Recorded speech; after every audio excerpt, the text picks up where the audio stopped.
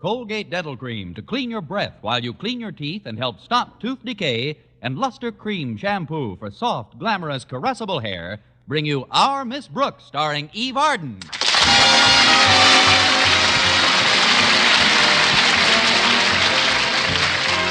time once again for another comedy episode of Our Miss Brooks, under the direction of Al Lewis. Well, Madison High School, where Our Miss Brooks teaches English, is in the midst of its annual toy drive for underprivileged children. Supervising the neighborhood volunteer workers is Miss Brooks' landlady, Margaret Davis, who discussed her chore over breakfast last Friday morning. It looks like we're going to make our motto come true, Connie. A toy for every boy and girl. Everyone's cooperating wonderfully. Oh, I'm glad to hear that, Mrs. Davis. You and the rest of the Community Toy Committee are certainly going to make a lot of kids happy this Christmas. If I've said it once, I've said it 100 times. Christmas is for the children. You've said it 500 times, but it's a nice sentiment. The contributions have been coming in steadily. Yesterday, the Rat family down the street, you know, the real wealthy people, they donated 4 hop-along cowboy outfits that were in excellent condition. That's quite a haul, isn't it? Yes, but it puzzles me. They only have one little boy. Oh, don't let that puzzle you. Maybe they have 4 television sets. Oh, that's Walter Denton. He's driving me to school. I'll get it. Be right there, Walter. Good morning, Walter, and how is every little thing? I don't mean to be rude, but there's no time for the amenities. Miss Brooks, have you seen the morning paper? Not yet. Well, I got it right here. Look, there's a picture of Stretch Snodgrass on the front page. Stretch Snodgrass? How did he make the front page? Did he run the wrong way again in the football game? Oh, no, this has nothing to do with his career as an athlete. The article says that he found a genuine Indian tomahawk, and the State Historical Society gave him $300 for it. $300? Yeah, it isn't the amount of money involved that's important. It's the fact that Stretch's discovery is the first clue to the whereabouts of Chief Thunderbird's Arapaho War Scouts. I didn't even know they were missing. No, they disappeared hundreds of years ago, Miss Brooks. And there's every reason to believe that their burial ground is somewhere in this area. Look, Walter, isn't this an awful lot of fuss to be kicking up over the discovery of one little Indian relic? You don't understand, Miss Brooks. These Arapahoes wore silver and gold amulets and long capes made of peacock feathers. And they were fierce warriors, too. What did they do, tickle each other to death? They made weapons of solid gold. The point is, whenever and wherever they were buried, they had all their possessions buried with them. Now, would you like to hear some more details? Not right now, little beaver. White squaw got a go little red teepee, make heap big know-how for heap little know-nothings. I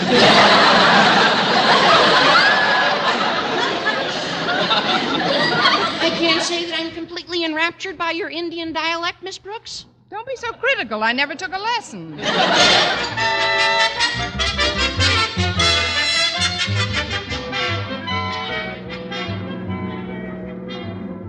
I promised to pick up Harriet Conklin, Miss Brooks. It'll only take a minute. Well, that's funny. I don't see Harriet on the porch. Oh, but there's Mr. Conklin in the vacant lot next to his house. I wonder what our beloved principal's doing out there.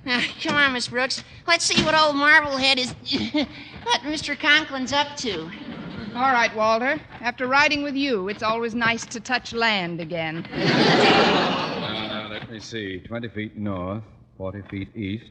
Or was it 90 feet east? No, it was 40 feet What are east. you doing, Mr. Conklin? Measuring the lot? I had the measurements paced off exactly until I was interrupted. Oh, we didn't mean to intrude, Mr. Conklin. You never do. It so happens I've been pacing off these points to see if the information on my deed of purchase is accurate. I bought this lot quite some years ago. Yeah, I know. This is the one your wife always refers to as Conklin's Folly, isn't it? Walter, that's not polite. Don't chide him, Miss Brooks. He may be right. Although I've always considered the original Conklin's Folly to be my daughter Harriet's idiot boyfriend.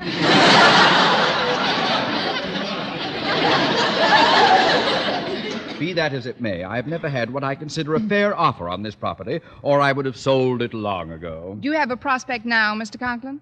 Your interest in my personal affairs touches me deeply, Miss Brooks. Common courtesy, however, demands that I answer you. Yes, I have at last found a sucker. I have found a gentleman who is willing to meet my terms. I am parting with this piece of real estate today for $2,000. $2,000? Gosh, I wouldn't give 2,000 cents for this junior jungle. You certainly have a sound head on your shoulders, Denton. And if you want it to remain there, I suggest you keep your quivering nostrils out of my affairs. Now, kindly take off. Contact. Oh, there you are, Daddy. Hello, Miss Brooks. Hi, Walter, dear. Just call me Conklin's Folly. What do you want, Harriet? It's time for you to go to school, Daddy. Oh, thank you, child. I'll get the car. You're driving with me today. But, Daddy, Walter came all the way over I said you are driving with me. Now go get your things on the double, girl. Aye, aye, sir. See you at school, folks. And make sure you get there on time for a change, both of you. Nothing like selling a lot to perk up a fellow's spirits. Oh, well, maybe the new owner will clear some of the trash off this property. Come on, let's get back to the car, Walter. Okay. Watch your step, Miss Brooks. Now, he tells me. What happened? I either stepped on a stick or broke my leg. I'm happy to report it's a stick. And a nice round one at that. This would make a good blackboard pointer. Think I'll take it along. Okay, but hurry, Miss Brooks. We don't want to be late. You saw how irritable Mr. Conklin was. Oh, that's all on the surface, Walter. Behind that granite countenance, Mr. Conklin is pure concrete. I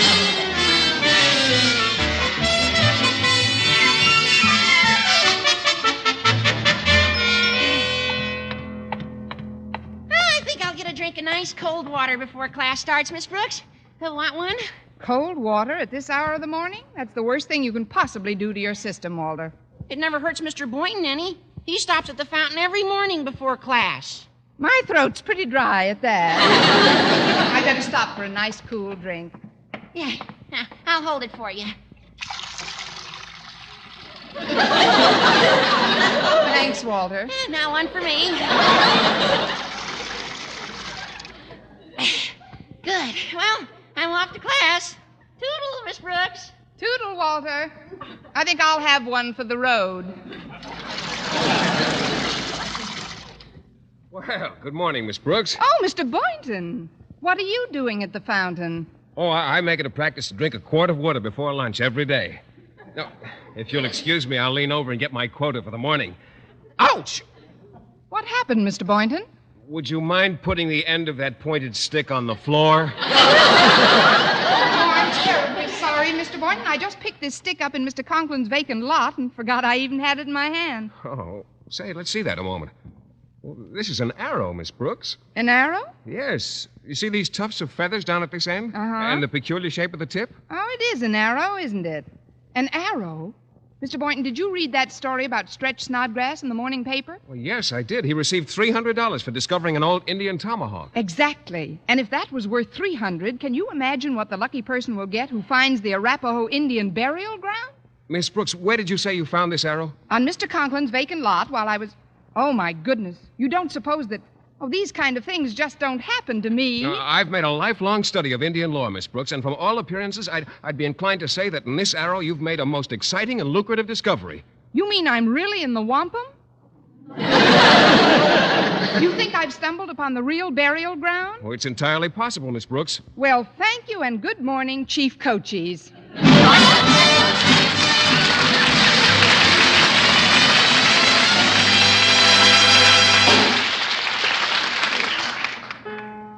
Brush your teeth with Colgate. Colgate Dental Cream. It cleans your breath. What a toothpaste. While it cleans your teeth. Colgate toothpaste. Cleans your breath. What a toothpaste. While it cleans your teeth. Colgate Dental Cream cleans your breath while it cleans your teeth. And the Colgate way stops tooth decay best. More than 2 years' research showed the Colgate way of brushing teeth right after eating helped stop more decay for more people than ever before reported in dentifrice history. Yes, the Colgate way stopped tooth decay best, better than any other home method of oral hygiene. No other dentifrice, ammoniated or not, has proof of such results. And you should know that Colgate's, while not mentioned by name, was the one and only toothpaste used in the research on tooth decay recently reported in Reader's Digest. So always follow the Colgate way to clean your breath while you clean your teeth and stop tooth decay best. Brush your teeth with Colgate. Colgate Dental Cream. It cleans your breath What a toothpaste. while it cleans your teeth. And the Colgate way stops tooth decay best.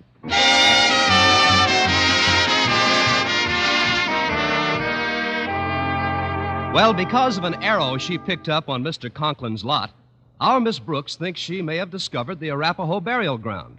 At lunch period, she hastened to the school library to verify her findings. But before we join her there, let's look in on a corridor in another part of Madison High. Oh, Harriet, just a minute, dear. Oh, hello, Mrs. Davis. Which classroom has been designated for the toy committee to work in? Oh, the old shop class in the East Wing. Oh, thank you, dear.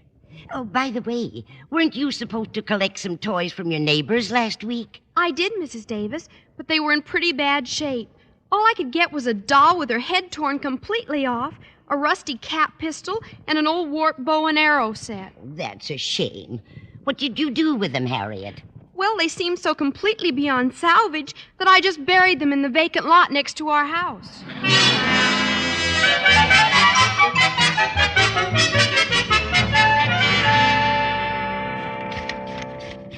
Let's see.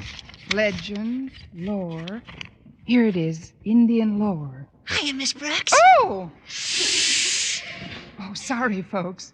Walter, you startled me. Oh, I didn't mean to. Gosh, I've been in all kinds of trouble here today. Miss Richardson kicked me out of this reading room twice already. Why? Just for talking in my normal voice. Walter's just careless, folks. It won't happen again. People are trying to read, Miss Brooks. What are you carrying that stick around for? This stick happens to be an arrow, Walter. What I'm trying to do now is to check and see if it's an Arapaho arrow. You mean this is what you found on Mr. Conklin's lot this morning? That's right. Now let's look in this book and try to find the identifying marks. You mean the burial ground may be situated right next door to our beloved principal? Sorry. Let me help you, Miss Brooks. Tribes. Algonquins, Apache, Arapaho. Now, listen to this. The Arapahos were renowned for their excellent beadwork and luxurious tribal costumes, and their witch doctors were among the first to initiate the use of signal fires for communication. Naturally, more Arapaho witch doctors use smoke signals than any other known brand. What does it say about the arrows? Well, let's see. Oh, here it is. The Arapaho arrows are distinguished from those of other tribes by a small tuft of brown feathers attached to one end of the shaft. What color are your feathers, Miss Brooks? My feathers are brown. And look, so are the ones on this arrow. You've done it! Miss Brooks, we found the Indian burial ground. We found it. I don't recall taking out any partnership papers. We'll use my car, and I'll furnish the shovels, and we'll get right out to Mr. Conklin's the minute school's over. Well, you were the first to call my attention to the story about Stretch, but let's keep this thing quiet, whatever we do. Oh, there you are, Miss Brooks. Shh. Excuse me. I'm sorry I kept you waiting for lunch, Mr. Boynton, but I just had to substantiate the evidence. Look, the feathers on this arrow coincide exactly with the ones in this book. You mean it's an Arapaho arrow? Definitely. Eureka, we've found the Indian burial ground. I haven't heard so much weaving since I flunked domestic science. I'm growing into quite a little corporation. What's the difference, Miss Brooks? If it's really authentic, there'll be plenty of reward for all of us. What would you say the burial ground is worth, Walter? Well, my guess would be in the neighborhood of $10,000 at least. $10,000? $10,000? $10,000? Shh!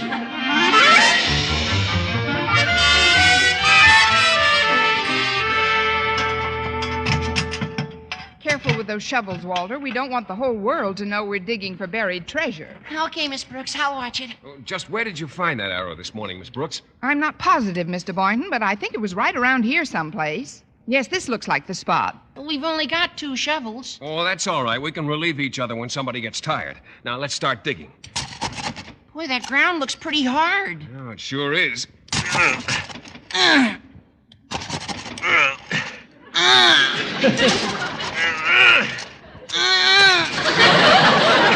I make a suggestion, Walter? What is it, Miss Brooks? Take my shovel and dig for a while, and I'll grunt.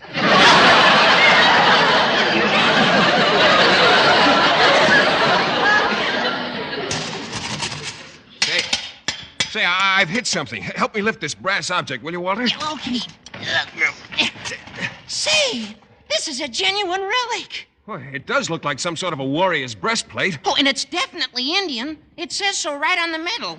Look, Miss Brooks. That is the front part of a motorcycle.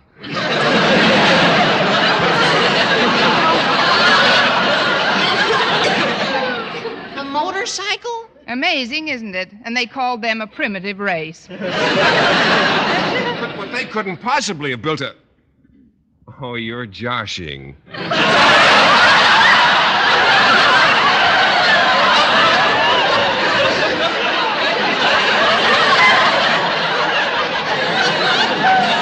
Just a little Josh. Keep digging. Yeah, I'm going to start another hole over here. Yeah, I'll start digging a few feet away. All right, and I'll give you some moral support by reciting a bit of appropriate poetry. On the lot of Mr. Conklin stood 2 braves with valiant faces, searching for some buried treasure, loot to make life smooth and pleasant. Spurred on by a lovely creature who stood by without a shovel, stood she there a tired teacher, hoping soon to walk out loaded.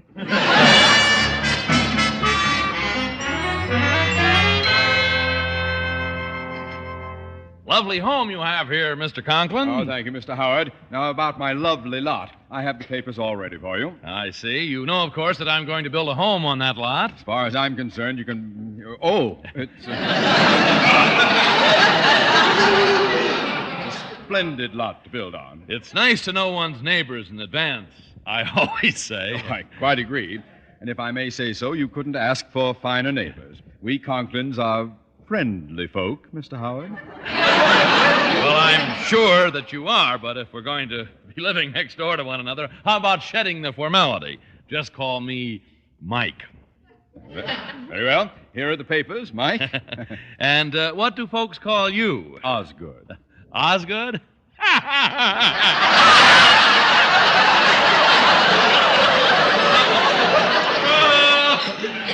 that's a hot one. Now, what's your real name?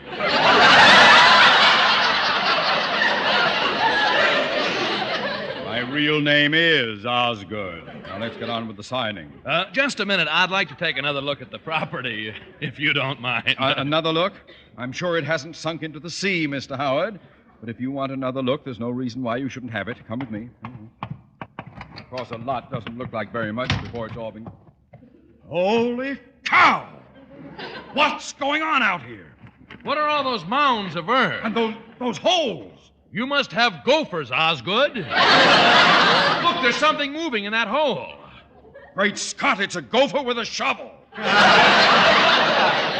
Hello, Mr. Conklin. Miss Brooks, what are you doing here? How's Mrs. Conklin? She's fine. Now answer my question. What are you doing on my lot? Well, sir, we just thought we'd work up an appetite. We? Hi, Mr. Conklin. Then what are you doing in that hole? Digging. Digging for what? How's Mrs. Conklin? I don't understand this, Mr. Conklin. You... I'll get to the bottom of it right now. Who's in this hole over here? Oop!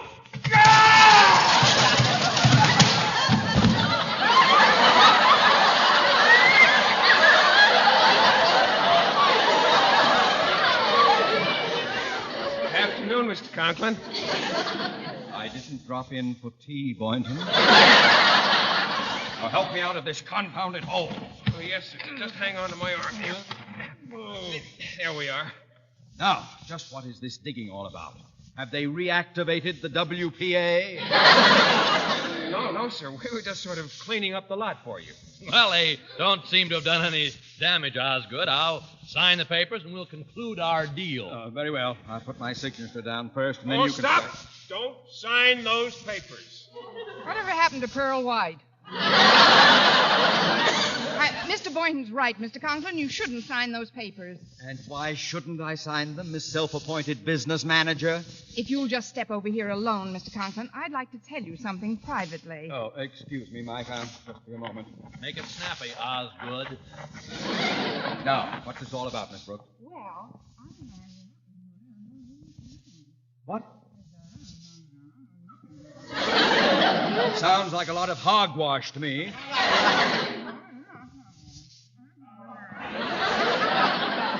What in heaven's name is an Arapaho?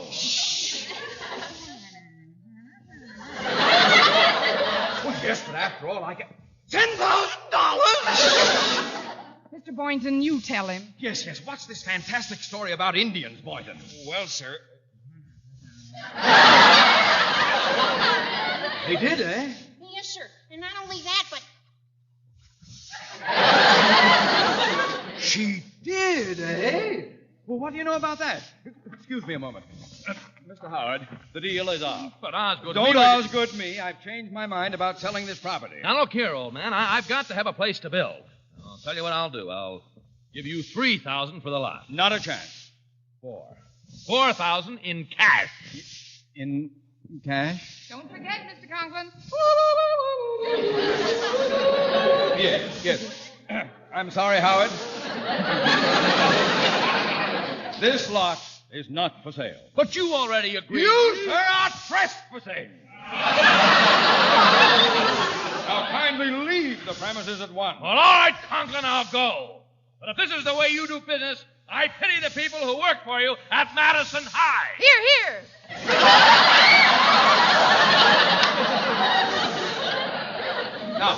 Now, if one of you will hand me a shovel, I'd like to inaugurate this most auspicious moment in Indian history by personally exploring this hallowed ground. Oh, here you are, sir. Take my shovel. I haven't been very fortunate in my findings so far. None of us have, but now that you're our partner, Mr. Conklin. Partner?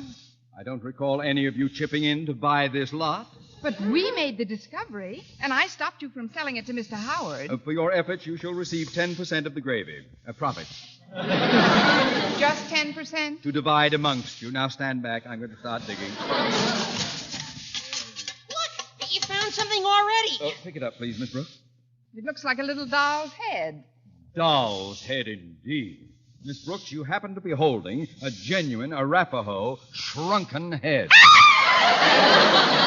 Look here, Mr. Conklin, where you rested your shovel. It's a rusty old gun. Oh, give it here. Well, this is a find. It's an old Western six-shooter. I can just picture the scene. A courageous cowboy goes down fighting the Indians with this in his hand. No wonder the Indians gave him his lumps. This six-shooter is loaded with caps. Caps?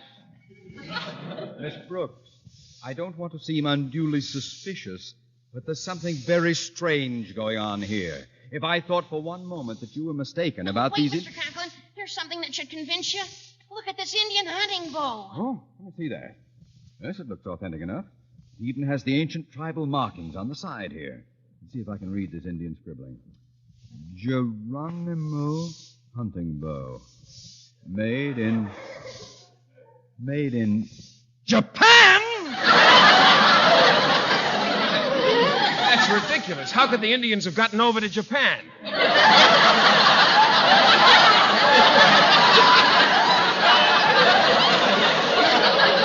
They built a long canoe in those days.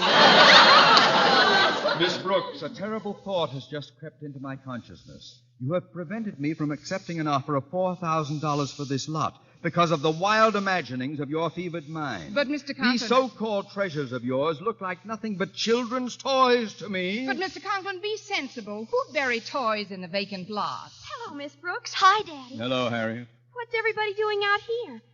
Why, you've dug up the toys I buried yesterday. So they are toys. Toys? $4,000. Well, Miss Brooks. On the lot of Mr. Conklin stood a woman, proud, undaunted, facing westward, facing sunward, facing years of unemployment.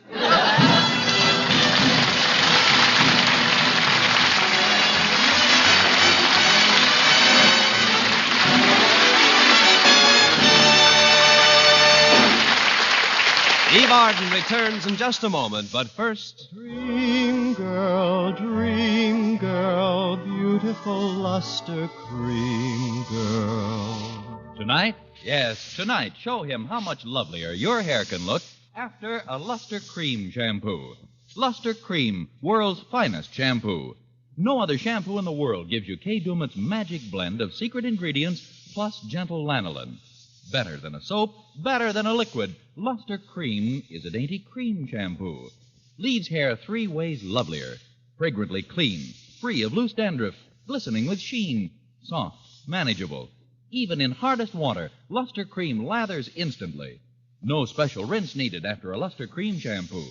So gentle, Luster Cream is wonderful even for children's hair. Tonight?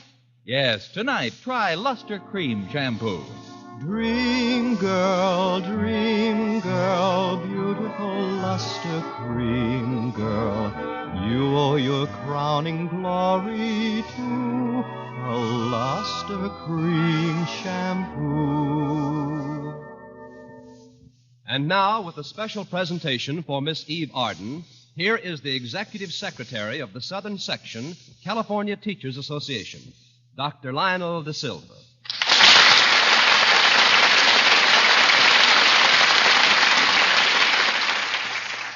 In recognition of meritorious service to public education and thereby to American youth in the teaching profession, the California Teachers Association Southern Section presents this certificate of recognition to Miss Eve Arden as Hollywood Chairman of the radio industry for its participation in American Education Week. Thank you, Dr. De Silva. I guess the best way I can live up to this flattering certificate is by reminding all our listeners that American Education Week starts today. During this coming week, we are all invited to visit the schools and become better acquainted with the teachers so that we can understand the vital role that public education plays in our democracy. Remember, the public school teacher plays an important role in your child's future. He not only guides the child in growth toward maturity, but prepares him to be socially and economically competent in the school, home, and the community, and to be a responsible member of society. Thank you. This is Vern Smith reminding you to tune in next week to another Our Miss Brooks show, brought to you by Luster Cream Shampoo for soft, glamorous, caressable hair and Colgate Dental Cream to clean your breath while you clean your teeth and help stop tooth decay. Our Miss Brooks, starring Eve Arden, is produced by Larry Burns, written by Al Lewis, with the music of Wilbur Hatch. Mr. Boynton is played by Jeff Chandler, Mr. Conklin by Gail Gordon. Others in tonight's cast were Jane Morgan, Dick Crenna, Gloria McMillan, and Jim Backus.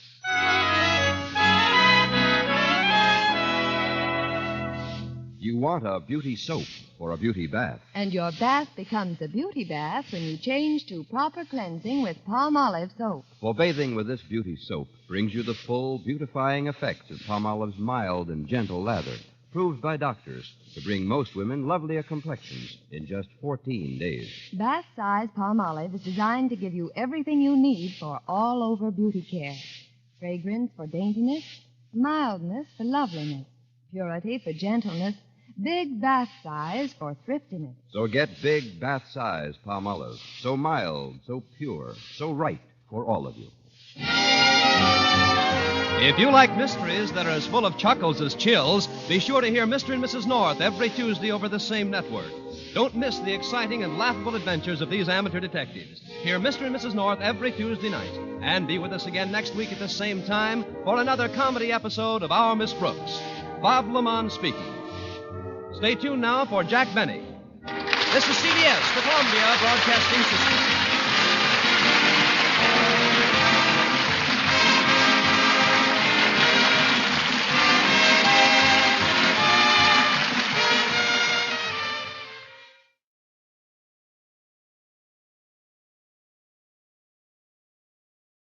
Colgate Dental Cream to clean your breath while you clean your teeth and help stop tooth decay, and Luster Cream Shampoo for soft, glamorous, caressable hair bring you Our Miss Brooks, starring Eve Arden. It's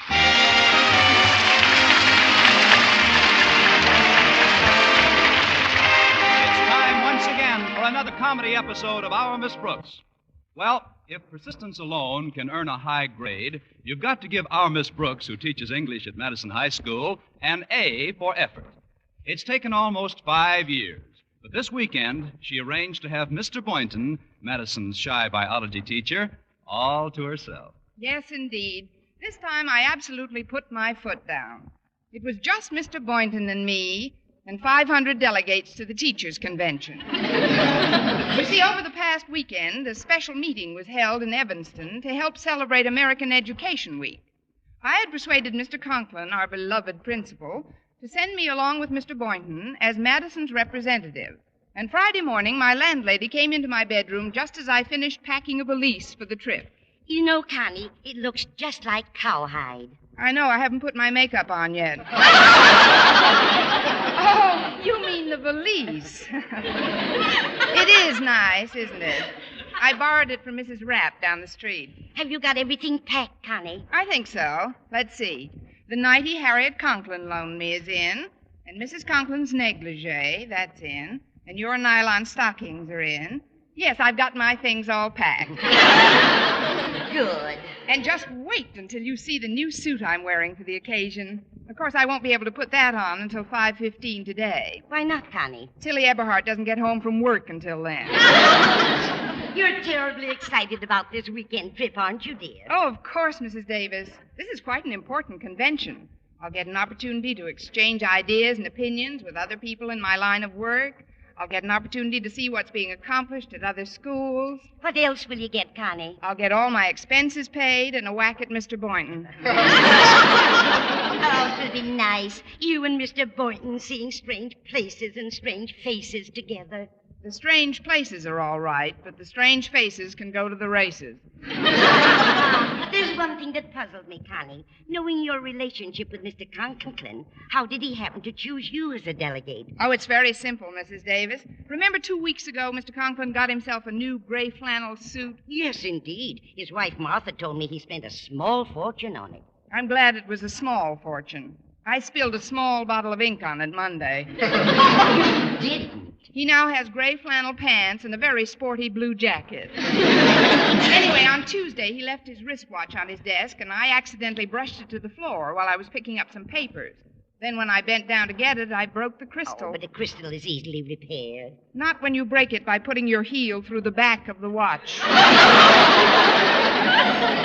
But, Connie, I still don't understand. Why did Mr. Conklin pick you for the convention this weekend? I was just getting to that, Mrs. Davis. You see, Mr. Conklin is buying a new pair of glasses this morning, and he wants to give them a 3-day head start. Sounds logical. Well, I know another English teacher at Madison who'll be mighty disappointed that she's not going on this trip. You mean Miss Enright? I do. She's almost as sweet on Mr. Boynton as you are, and this weekend trip would be a wonderful opportunity for her to cut you out with him. Please, Mrs. Davis, I just got up. Why talk about nightmares?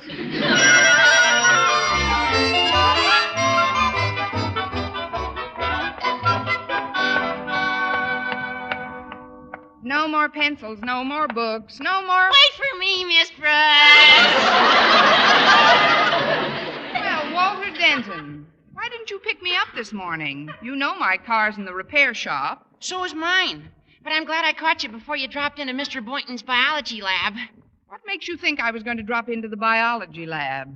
Please, Miss Brooks, it's too early in the morning for quips. What I meant was, I thought I could save you from a big disappointment.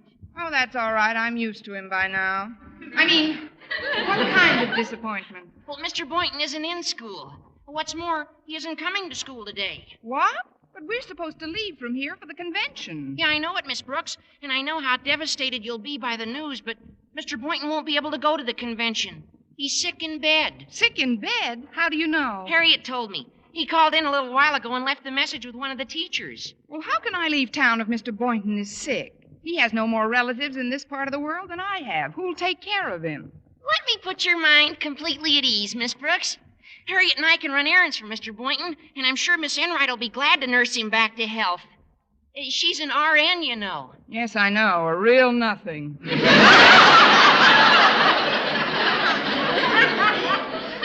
not exactly smitten with Miss Enright, are you, Miss Brooks? Frankly, Walter, there isn't a lot of affection squandered between us. Well, she always speaks highly of you. Just the other day, Miss Enright said the only reason she can't see a romantic attachment between Mr. Boynton and yourself is because of the difference in your ages. Miss Enright said that? Sure. Let's see now. What were her exact words? Oh, I remember. She said that in her opinion, Mr. Boynton was definitely old enough to be your kid brother. Oh, she did she? Well, that makes my next step quite apparent. If you'll excuse me, Walter, I'm going right over to the principal's office. What for? I've got to see a man about a cat.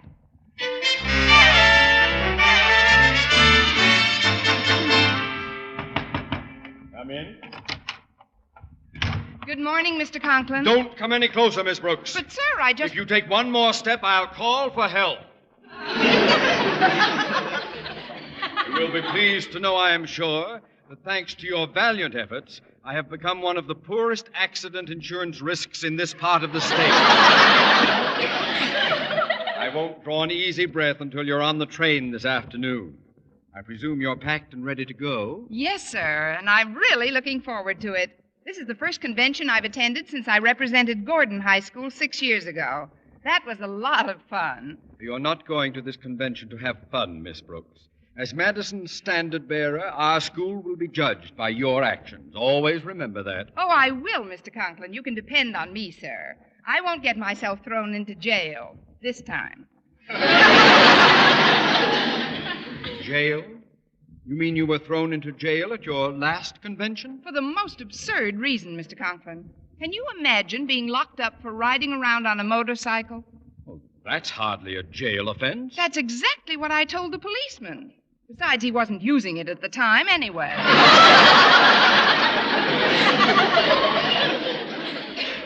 You took a policeman's motorcycle? It was just a lark. There was absolutely no reason for them to put that picture in the paper. What picture? A picture of me holding up a burlesque queen in the drunk tank. Miss Brooks, you can start unpacking at any time. You're not going to the convention. Not going? But, Mr. Conklin, think of your new glasses. My glasses will have to live dangerously like the rest of my person. But if you don't send me, who will you send? I haven't given it any thought. Have you any suggestions? I haven't given it any thought either, Miss Enright. Miss Enright might be just the person. She has poise, bearing. Do you think she'll relish the idea of going? Believe me, Mr. Conklin, when you tell her about it, she'll be so happy she'll clap her paws in glee. Now, if you'll excuse me, sir, I'll get to my classroom. Very well, Miss Brooks. Dismiss. Thanks a lot.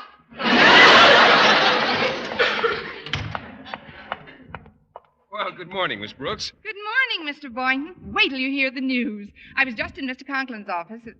Mr. Boynton, what are you doing up? Go right home and get back into bed at once. Bed? What for? I'm not sick. You're not? Oh, I never felt better in my life. What a revolting development this is. Walter told me that Harriet said you were sick in bed. Harriet? Oh, I didn't talk to Harriet. When I phoned the school this morning, I thought I was going to be delayed at the biology supply house, so I left that message with one of the teachers. What teacher? Miss Enright. I should have said which teacher. And she's a witch teacher if I ever saw one. Now, do you suppose she could have confused the words delayed with laid up? There's no confusion at all. This is the result of careful calculations. Miss Enright knew that Harriet would tell Walter, also that Walter would, if he saw me, and that's customary, he'd be almost sure to, tell me, and then knowing what she would do, or thinking she knew what I would do, she told Harriet what I later heard from Walter, and then I did what she thought I'd do. Well, Miss Brooks, are you all right? Why are you speaking in such jerky sentences? There's a good reason, Mr. Boynton. I have just been completely taken in by a very jerky teacher.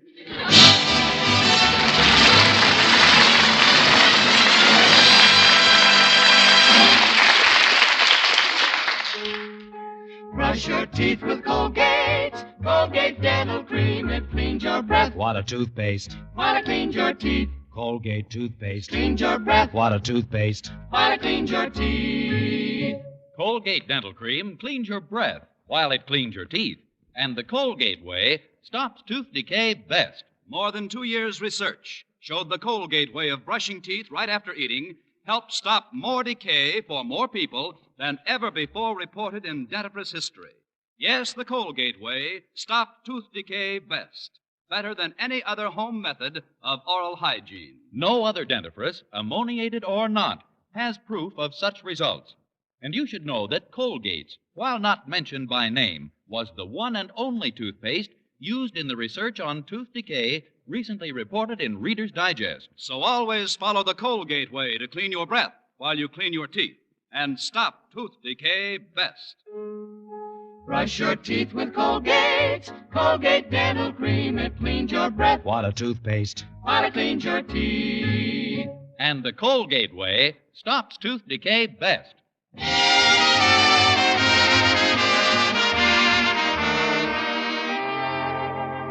Well, when we sat down to lunch in the school cafeteria, I told Mr. Boynton that I suspected Miss Enright of deliberately saying he was ill so that I would withdraw and she could go in my place. At first he refused to believe it of her, but finally his sense of justice was so completely outraged that he seemed beside himself with fury, and he violently shouted, Maybe it was all a misunderstanding.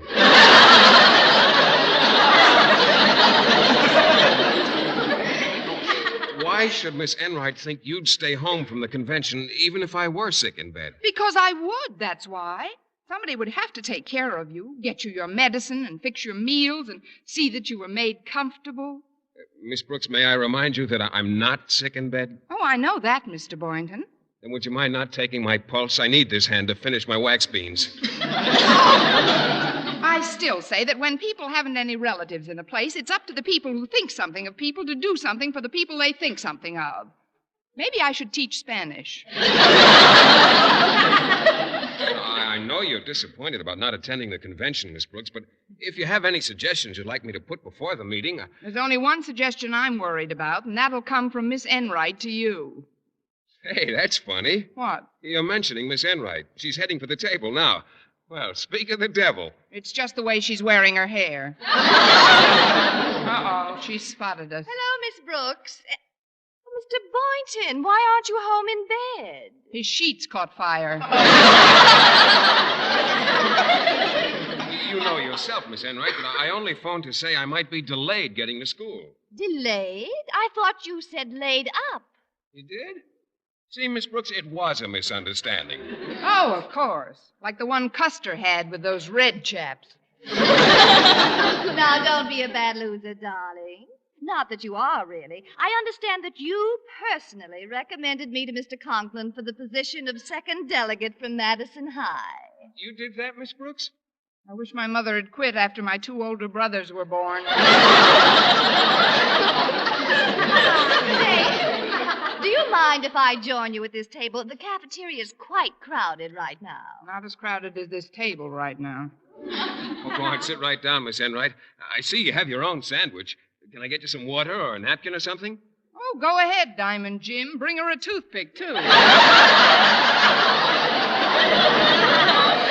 I'd love some water, please, Mr. Boynton. Very well. I'll get some for all of us.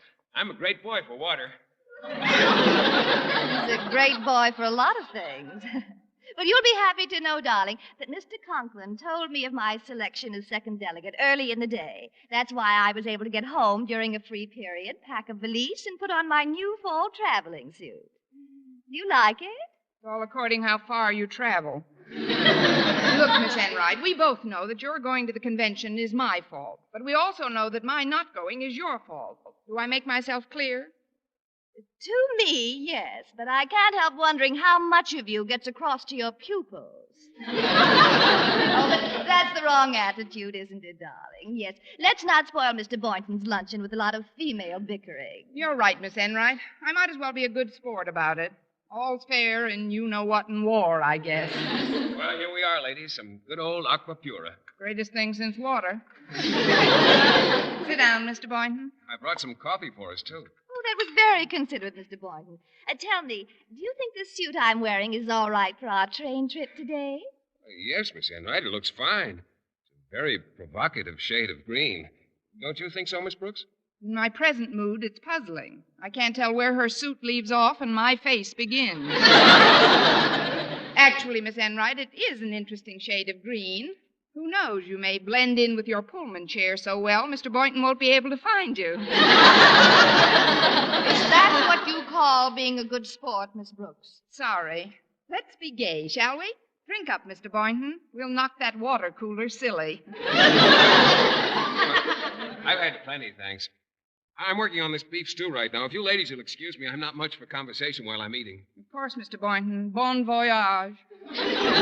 Tell me, Miss Enright, what other clothes are you taking on the trip? Oh, just my 2 good dresses. As a matter of fact, they're the only 2 I'd wear out of the house. But I thought you had quite an extensive wardrobe. I did, but I gave loads of last year's stuff to charity. I feel the poor have to live, too. What a liberal viewpoint. Oh, I'm sorry, Miss Enright. I'd really like to let bygones be bygones. I'm going to get myself a little dessert now. May I bring you something? Well, I could do with a piece of pie.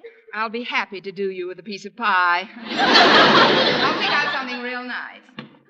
Where are you going, Miss Brooks? Can I get something for you? You keep bucking that beef. You're only yards away from a first down. I'll be back in the jiffy. Don't make it anything too rich, darling. Oh, leave it to me, darling. I'll fix you up fine. Hi, Miss Brooks.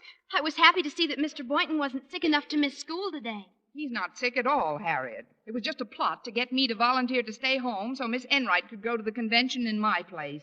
I suggested her to Mr. Conklin myself. And he took your suggestion? Hook, line, and sinker. But I've got an idea that may still turn the tables. I'm going to get Miss Enright a nice piece of pie. A piece of pie? Because she played a dirty trick on you? Exactly. Let's see now. What goes poorest with a green dress? With a green... Oh, I get it, Miss Brooks. You're going to present Miss Enright with the pie, but in several places. Why, Harriet Conklin, what an outrageous thought.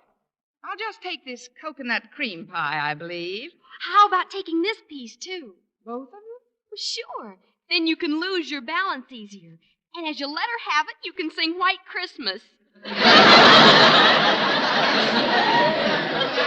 You have an extremely poetic mind.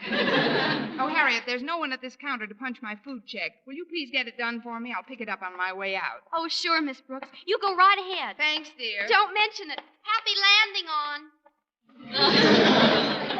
Well, I hope I wasn't too long. I brought some pie back for both of you. Oh, it was very thoughtful, Miss Brooks. It looks delicious. Oh, yes, it does. I'll pass Mr. Boynton's piece over to him, Miss Brooks. I think I can manage. Oh, come on, let me have it.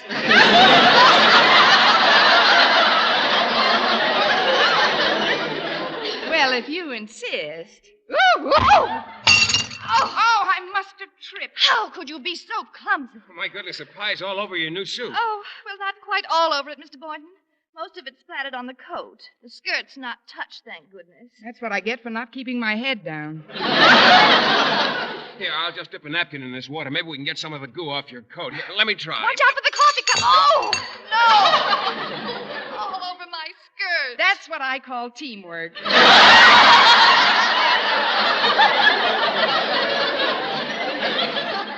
I'm terribly sorry, Miss Enright. Oh, my new suit is completely ruined. First pie on the coat, then coffee on the skirt. It's like I always say, what good's a piece of pie without a cup of coffee? Your alleged humor leaves me cold at this point, Miss Brooks. It's a good thing I had the foresight to pack my other dresses and leave them in my gym locker. Oh, it is indeed, Miss Enright. You'd hardly have time to get new clothes this afternoon. The train leaves at 5:45. Well, accidents will happen. I apologize again, Miss Enright. And now, if you'll both excuse me, I've got to practice a bit. Practice? Yes, my work on the parallel bars has been very vertical.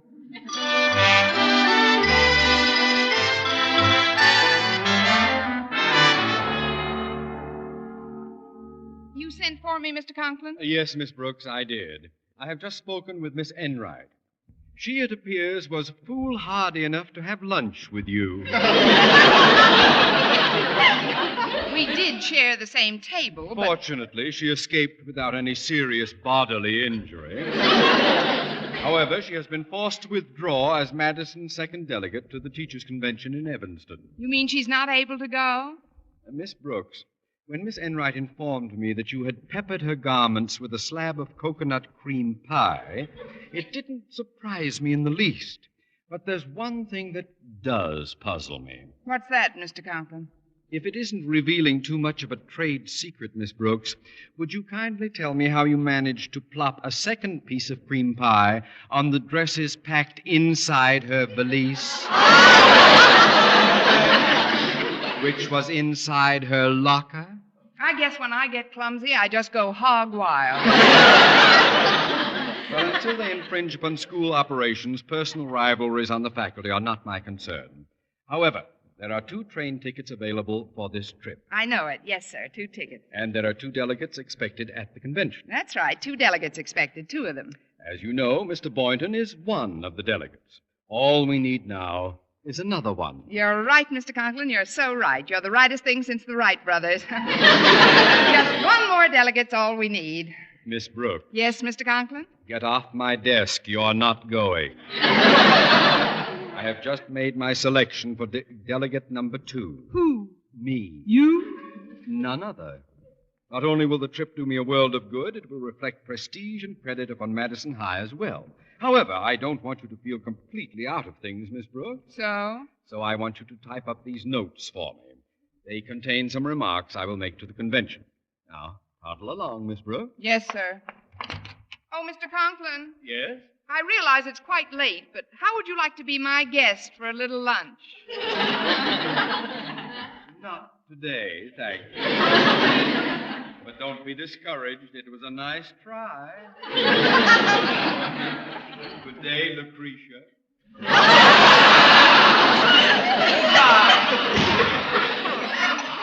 Don't be discouraged, he says. Of all things to happen to a person. Miss Brooks, you must be upset today. You're talking to yourself. I know. I'm a very good listener. Oh, it's you, Mr. Boynton. Yes, I'm going in to talk to Mr. Conklin for a moment. Mr. Conklin, are you in trouble? Oh, not at all. Rather not mention why I'm seeing him until after the interview. If you'll wait right here, Miss Brooks, I think I'll have a pleasant surprise for you when I come out of his office. Surprise? Yes, now, wait right by that fire hose on the wall. I'll just be a few minutes. Don't worry, Mr. Boynton. Unless the hose catches on fire, I'll be here.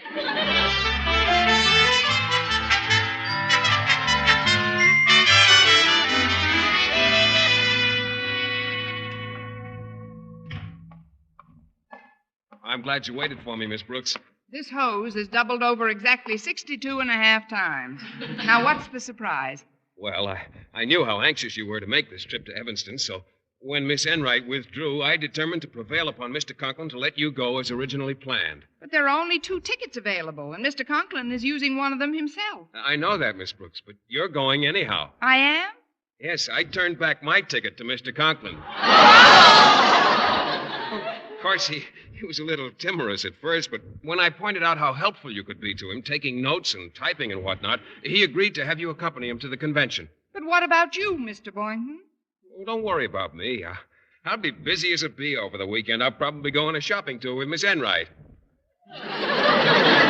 You really must excuse me, Mr. Boynton. This is the only traveling dress I own, and I've got to fix it up right away. Fix it up? What's wrong with it? That's obvious. It hasn't any coconut cream pie on it.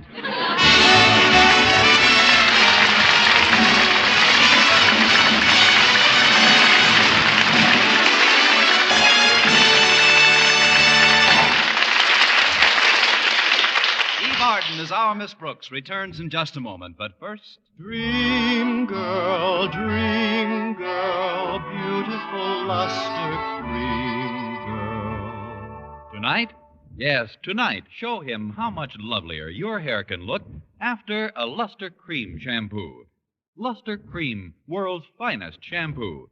No other shampoo in the world gives you Kay Daumit's magic blend of secret ingredients plus gentle lanolin. Better than a soap, better than a liquid, Luster Cream is a dainty cream shampoo. Leaves hair 3 ways lovelier.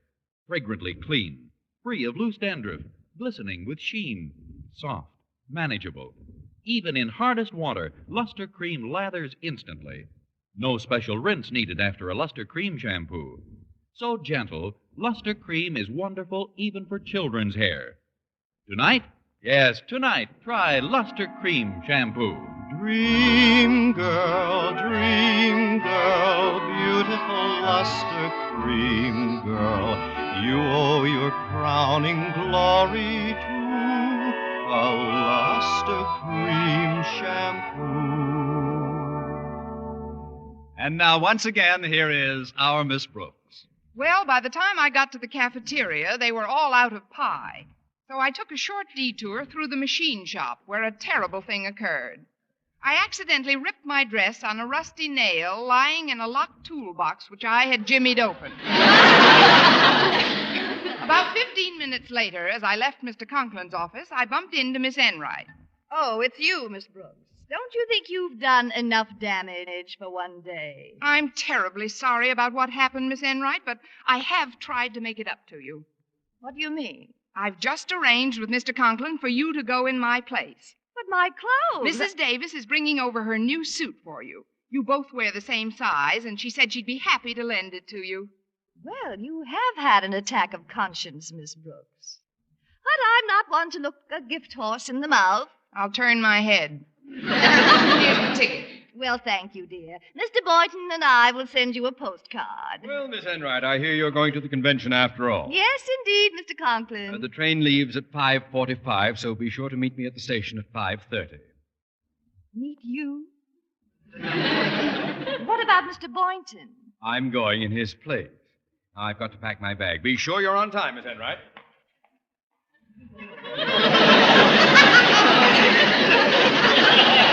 Mr. Brooks, I won't forget this if I live to be 100. Oh, that's terrible, Miss Enright. You can't hold a grudge for the next 5 years.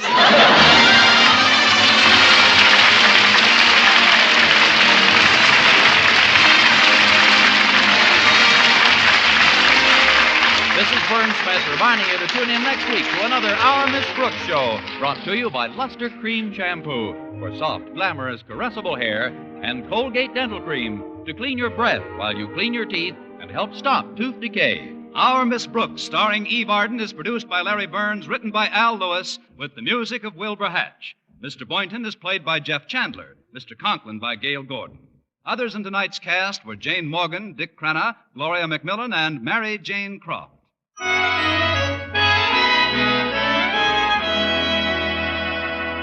Doctors prove Palmolive soap can bring you a lovelier complexion in 14 days. Yes, 36 leading skin specialists proved in tests on 1,285 different women that Palmolive soap facials using nothing but Palmolive brought new complexion beauty to 2 women out of 3. Just wash your face 3 times daily with Palmolive soap, each time for 60 seconds, massaging Palmolive's beauty lather onto your skin. Then rinse and pat dry. So start your Palmolive facials today. Remember, doctors prove Palmolive soap can bring you a lovelier complexion in 14 days.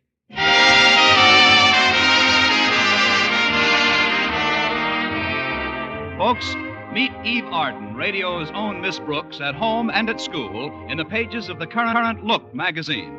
Yes, it's a photo feature of Eve, her associates at Madison High, and with scenes of her home life after school is dismissed. All in the current issue of Look magazine, now on sale at all newsstands. If you like mysteries that are as full of chuckles as chills, be sure to hear Mr. and Mrs. North every Tuesday over this same network. Don't miss the exciting and laughable adventures of these amateur detectives. Hear Mr. and Mrs. North every Tuesday night, and be with us again next week at the same time for another comedy episode of Our Miss Brooks. Bob Lamont speaking. Stay tuned now for Jack Benny. This is CBS, the Columbia Broadcasting System.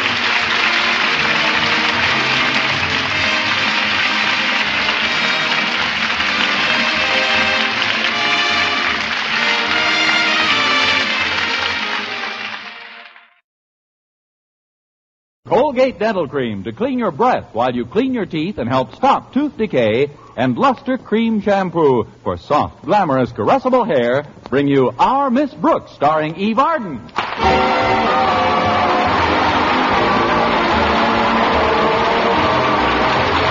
It's time once again for another comedy episode of Our Miss Brooks under the direction of Al Lewis. Well, most of us have already made our plans for celebrating Thanksgiving. But our Miss Brooks, who teaches English at Madison High School, hadn't given it much thought up until last Friday morning when she sat down to breakfast with her landlady.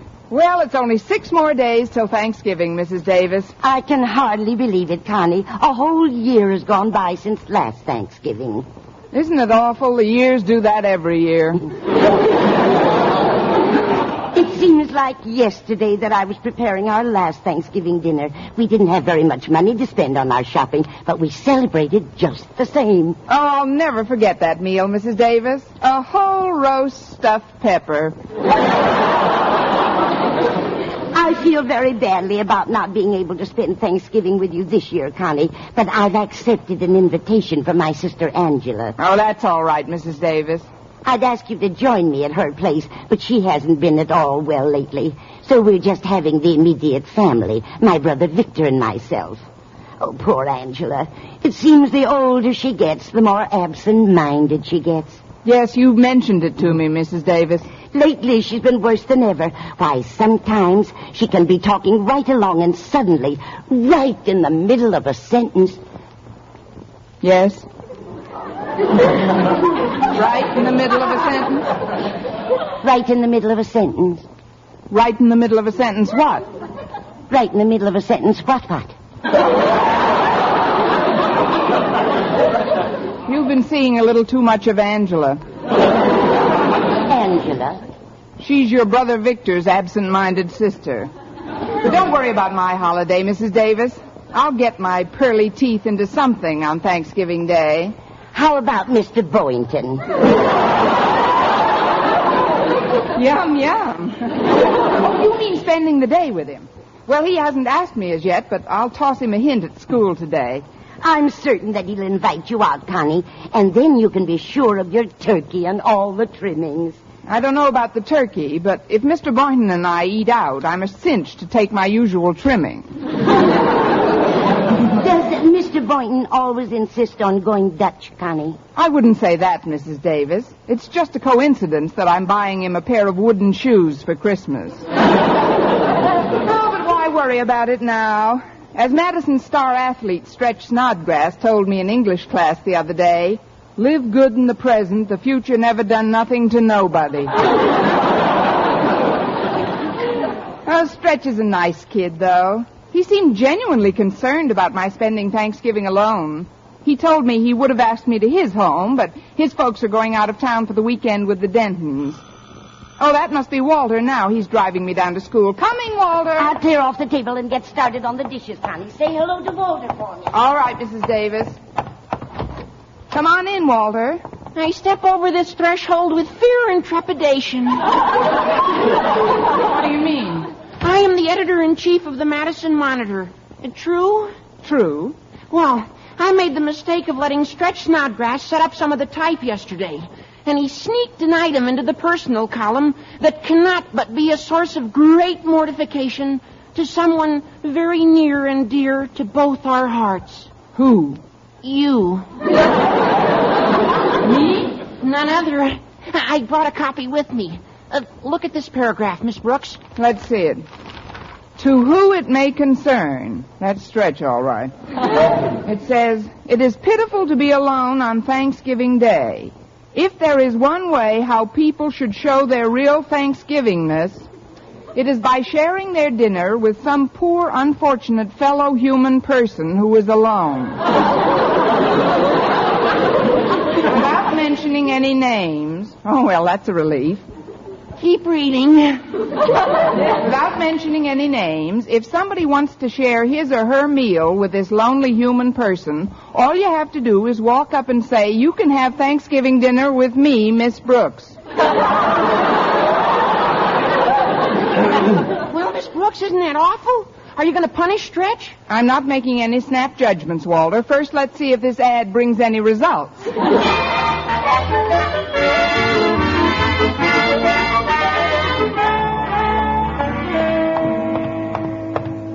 Excuse me, Miss Brooks, but I'd like to talk to you before you go into your classroom. I think that might be arranged, Mr. Boynton. I just read this rather peculiar notice in the school paper, and I wondered... Oh, that's a little prank that Stretch played on me, Mr. Boynton. Just pay a lot of attention to it. when I read it, Miss Brooks, I made up my mind I'd be the first one to talk to you about it. Really? How nice, Mr. Boynton. Oh, it isn't easy to be alone on Thanksgiving, on a holiday. No, you're so right. Many's the Thanksgiving dinner I've eaten alone. But when I saw that notice in the paper, I said to myself, by George Philip Boynton. I didn't know your name was George Philip Boynton.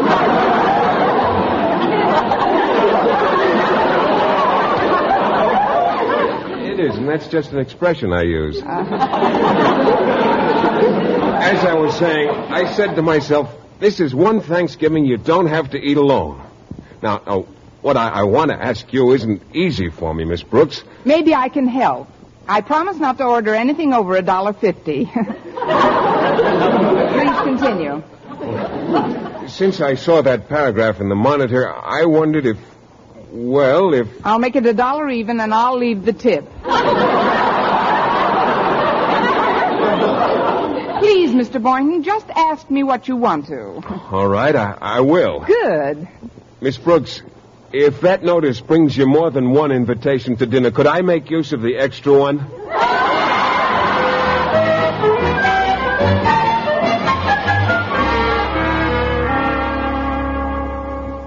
You wanted to see me, Mr. Conklin? Yes, Miss Brooks.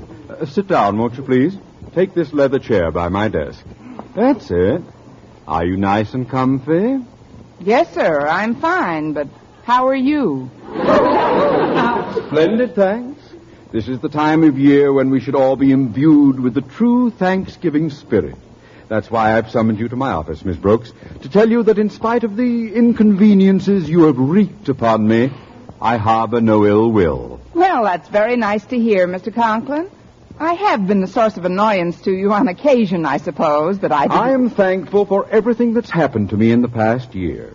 Take the time you dropped that typewriter on my toe. I just give thanks that it didn't land higher and fracture my whole foot.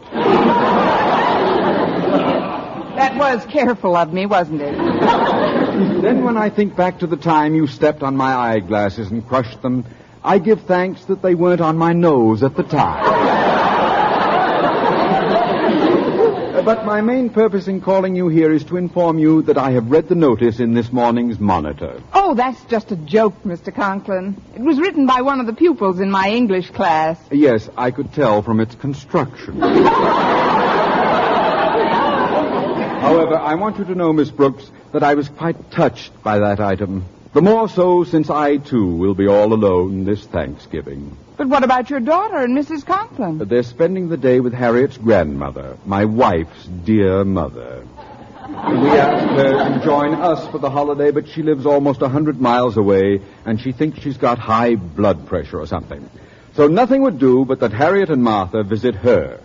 Bless her crotchety old hide. But why aren't you going along? What? Me make a trip like that with my blood pressure? The doctor has absolutely forbidden it.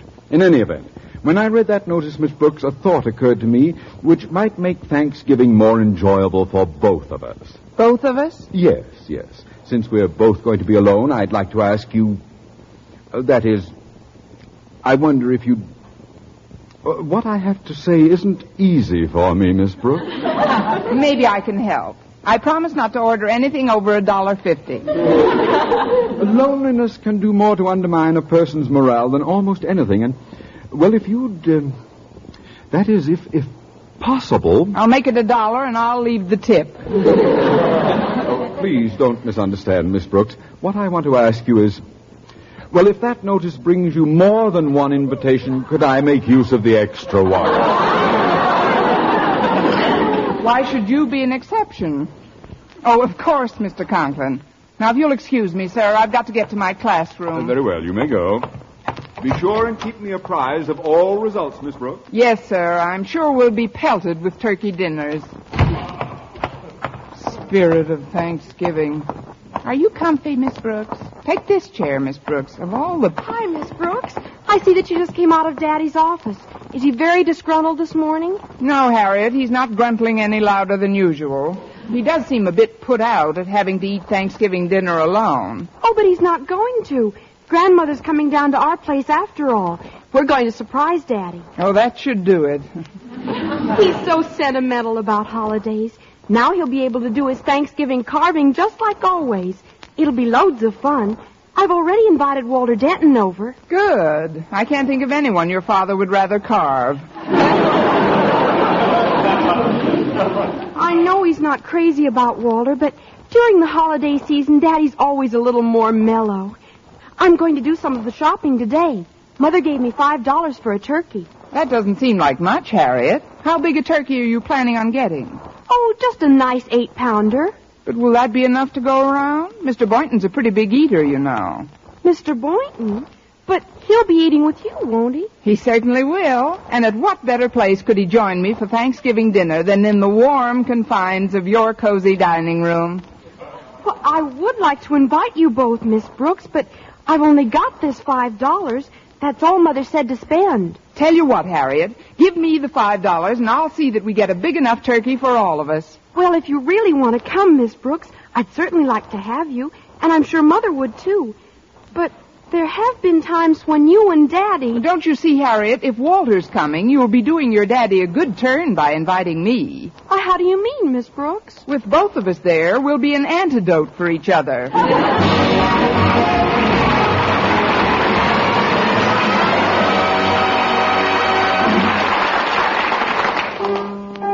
Brush your teeth with Colgate. Colgate Dental Cream. It cleans your breath. Water toothpaste. Water cleans your teeth. Colgate toothpaste. Cleans your breath. Water toothpaste. Water cleans your teeth. Colgate Dental Cream cleans your breath while it cleans your teeth.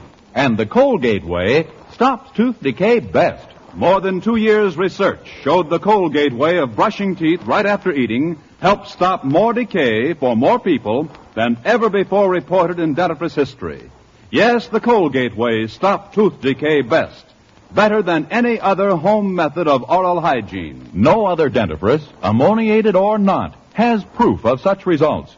And you should know that Colgate's, while not mentioned by name, was the one and only toothpaste used in the research on tooth decay recently reported in Reader's Digest. So always follow the Colgate way to clean your breath while you clean your teeth.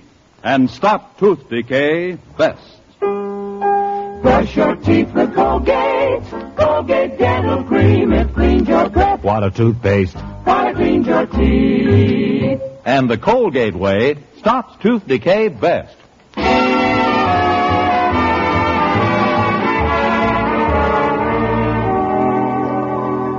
Well, when lunch period arrived, as luck and I would have it, Mr. Boynton brought his tray right to my table in the cafeteria.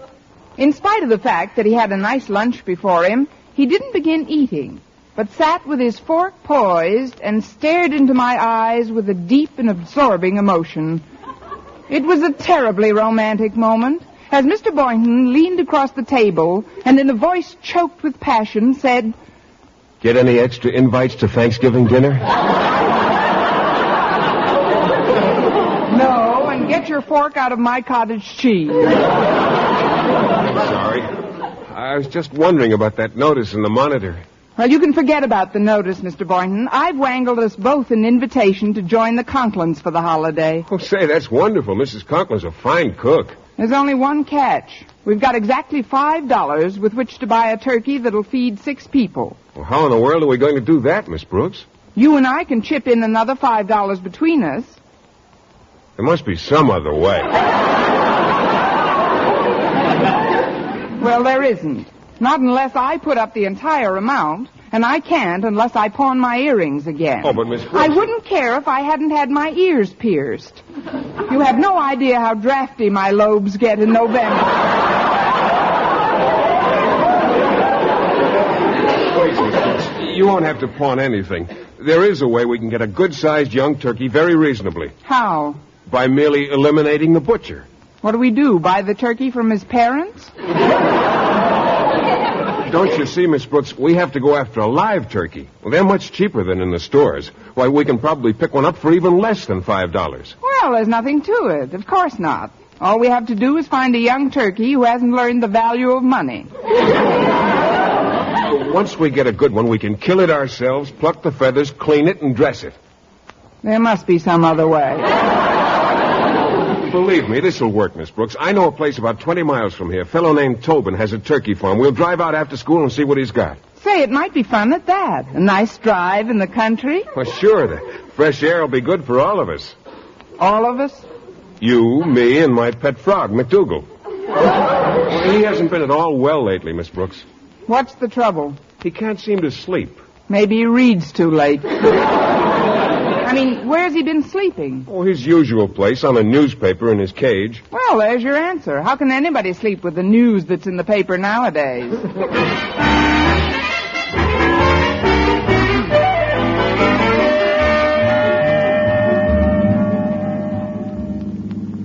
Well, old Tobin certainly gave us a nice gobbler for $5. Yes, he did, but I still can't get too enthusiastic about having to execute it ourselves. Oh, you just feel that way because she's a hen turkey. Tobin seemed quite attached to her, too. What was it he called her again? Bernice. Oh, isn't that cute? She knows her name. Oh, that's nothing. Mac knows his name, too. Your frog? Of course. His cage is right beside you on the seat. Just pick it up and call to him. Oh, that's ridiculous, Mr. Boynton. I'm not going to start any conversations with McDougal. Did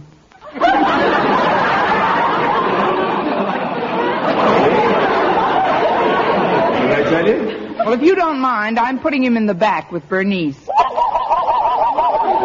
There you go, Mac. You can keep each other company back there. Oh, poor Mac. He's been so apathetic from lack of sleep. He probably won't even notice Bernice. From the saying, like father, like frog. But Bernice is very interested in Mac. Oh, isn't that cute? She's got her head right next to his cage. What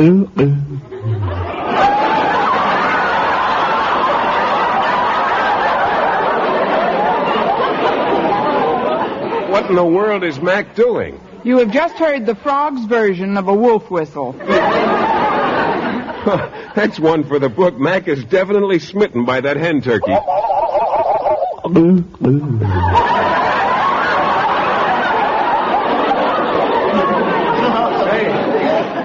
Say, what's going on in the back seat now, Miss Brooks? Something that should be going on in the front seat.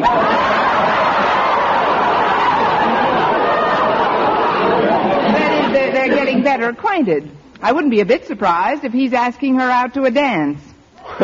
That'd be quite a sight. Oh, actually, Bernice is much too tall for Mac. Oh,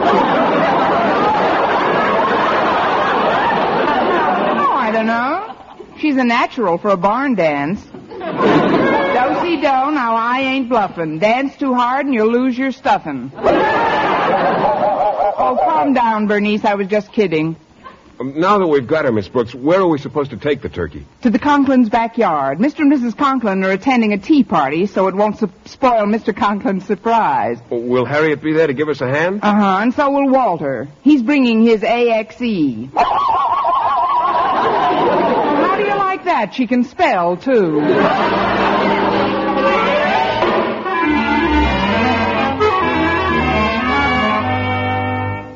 Careful with his crate, Walter. There's a slat loose on the side. Yeah, I got it, Mr. Boynton. Now let's set it down in the driveway. Oh, what a wonderful turkey. Sorry, Mac. You'll have to wait in the car. He's a beauty, all right. Absolutely inspiring. Oh, what a perfect combination. The lovely, graceful neck of a turkey and my trusty Boy Scout hatchet. What a charming thought.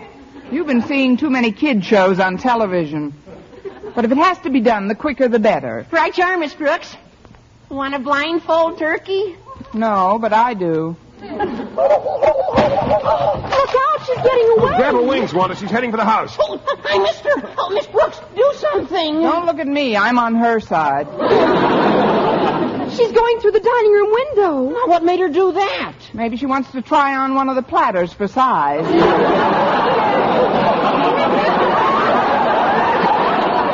We've got to get her out of there before Daddy comes home. We want this to be a surprise. Come on in the side door.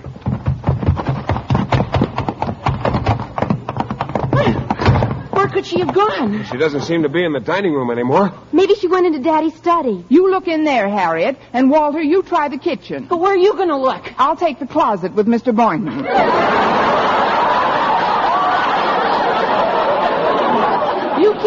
ahead. But, Miss Brooks, you don't think the turkey really went into the closet, do you? Who knows? It shouldn't take us more than 20 minutes to find out. I think the turkey's definitely in this study somewhere. Take a look behind the couch, Walter. Okay, Harriet. I'll sneak up on the little beauty with the stealth of a barefoot pilgrim. That might be Daddy. He always forgets his key. Walter, you stay put behind that couch. Miss Brooks, Mr. Boynton, follow me. Where are you going to hide us? In this clothes closet right across the hall. Quick, Miss Brooks, get in. Okay. Be right there. Hello, Daddy. Forgot my key again, Harriet. Where's Mother? She's doing some shopping for tonight. For dinner? Oh, don't mention that word. I ate so much at that confounded tea party that I can hardly breathe. I'm going into my study and lie down on the couch for a while. Oh, but you can't. I mean, well, you know what nightmares you get when you go to sleep after eating. Remember the time you thought there were bats in your bedroom? That was after I saw Lost Weekend. Now, don't fuss around me, child. I can hardly keep my eyes open. But, Daddy, wouldn't the bedroom be more comfortable? I'd never make it up the stairs, Harriet. Just call me in an hour or so, please. Oh, dear.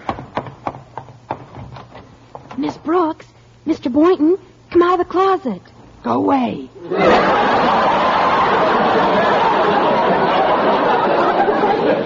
Did I hear your father say he was going to take a nap in the study, Harriet? That's right, Mr. Boynton. And I'm almost positive the turkey's in there. Well, we can't be sure. I'm going to look around the back of the house. Okay, Mr. Boynton.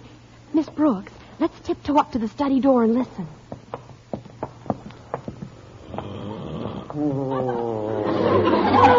He's asleep already, thank goodness. Well, let's open the door then. Take another peek. Look, Miss Brooks. The turkey just came out of that closet. She's walking toward the couch.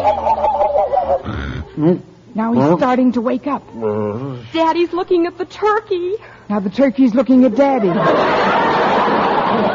I wonder which one will scream first. What's that? Oh, it's a nightmare.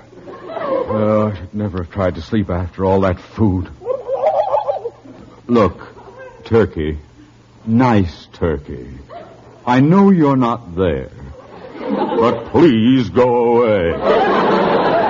You stay here, Harriet. I've got an idea. Mr. Conklin. Hello, Mr. Conklin. What? Miss Brooks, is that you?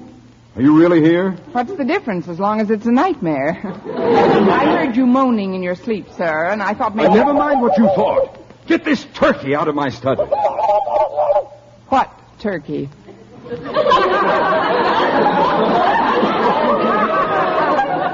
What turkey? What was that? Maybe your dream turkey has an allergy. The turkey just walked out the door. That sneeze came from behind the couch. It's just me, Mr. Conklin. Me and my trusty hatchet. Oh, God! Dream or no dream, boy, there's no reason to go berserk. We've had our differences, surely. But deep down in my heart, I've always had a warm spot for you.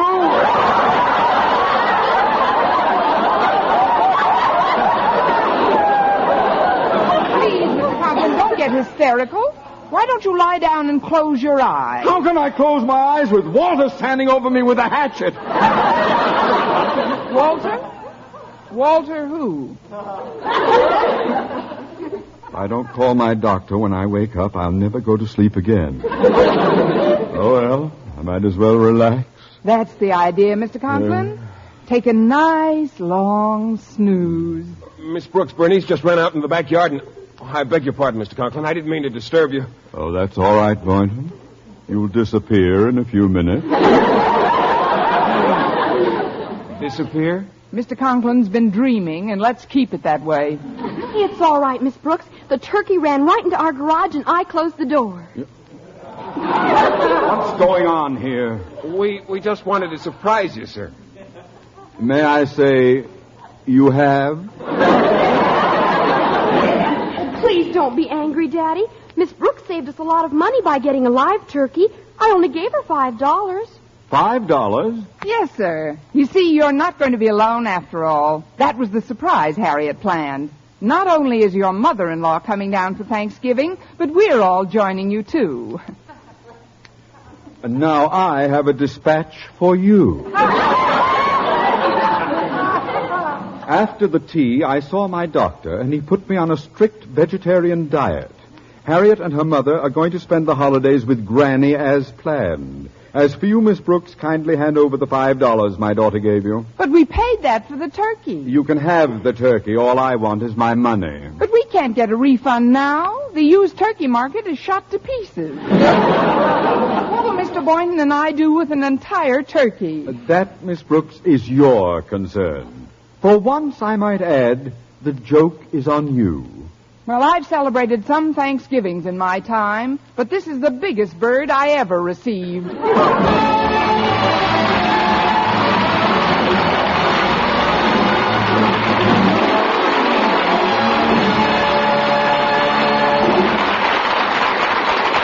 Arden returns in just a moment, but first... Dream girl, beautiful luster cream girl. Tonight? Yes, tonight, show him how much lovelier your hair can look after a Luster Cream shampoo. Luster Cream, world's finest shampoo. No other shampoo in the world gives you Kay Daumit's magic blend of secret ingredients plus gentle lanolin. Better than a soap, better than a liquid, Luster Cream is a dainty cream shampoo. Leaves hair 3 ways lovelier. Fragrantly clean, free of loose dandruff, glistening with sheen, soft, manageable. Even in hardest water, Luster Cream lathers instantly. So gentle, Luster Cream is wonderful even for children's hair. Tonight? Yes, tonight, try Luster Cream shampoo. Dream girl, beautiful luster cream girl. You owe your crowning glory to a luster cream shampoo. And now, once again, here is Eve Arden. 70 little children in one classroom. That's the kind of critical situation your community faces. Unless it can recruit new elementary school teachers immediately. Our increased school population also needs urgently more buildings, more textbooks, more supplies than ever. Better schools make better communities. So for improved educational facilities, join and work with your local civic groups and school boards. For further information, write to the National Citizens Commission for the Public Schools. 2 West 45th Street, New York, 19, New York. Good night.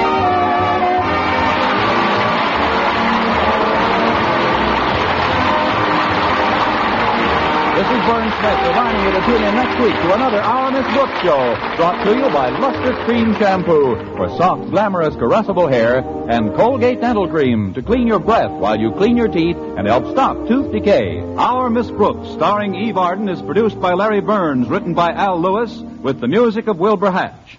Mr. Boynton is played by Jeff Chandler, Mr. Conklin by Gail Gordon. Others in tonight's cast were Jane Morgan, Dick Crenna, and Gloria Macmillan.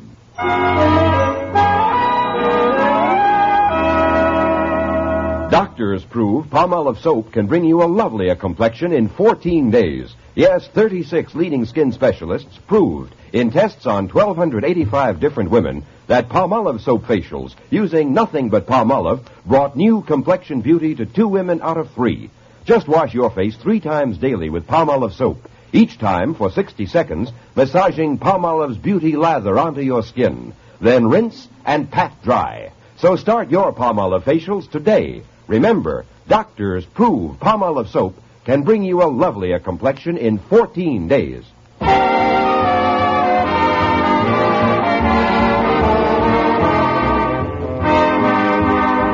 If you like mysteries that are as full of chuckles as chills, be sure to hear Mr. and Mrs. North every Tuesday over this same network. Don't miss the exciting and laughable adventures of these amateur detectives. Hear Mr. and Mrs. North every Tuesday night. And be with us again next week at this same time for another comedy episode of Our Miss Brooks. Bob Lamont speaking. Stay tuned now for Jack Benny. CBS, the Columbia